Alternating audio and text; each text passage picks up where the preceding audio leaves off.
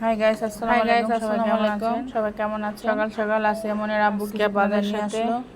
সকাল সকাল ঘুম থেকে উঠে বাজারে গেছিল। বাজার রেসিপি ঘরে মাছ ছিল, হালকা কিছু শুকনা বাজারের প্রয়োজন ছিল।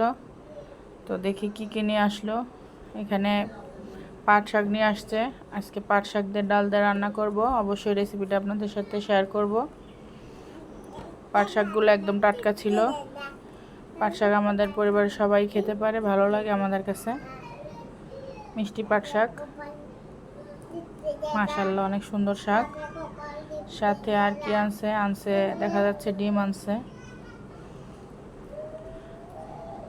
ফ্রিজে মাছ ছিল, কিছু শুকনা বাজার ছিল না, তাই ভোরবেলা আর আব্বু যায় কিছু বাজার নিয়ে আসলো।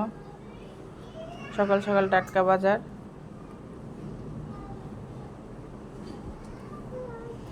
আমি সবসময় রসুন বেটেই ফ্রিজে একবারে ডিপ করে রাখি, আর কিছু রসুন শুধু তরকারিতে দেওয়ার জন্য রাখি। তো এখানে প্রথমে দেখলাম ডিম নিয়ে আসছে,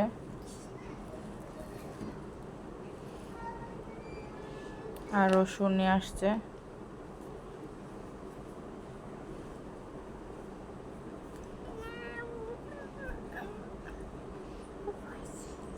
আর দেখা যাচ্ছে আলু আনছে, আলুগুলো সুন্দর ছিল।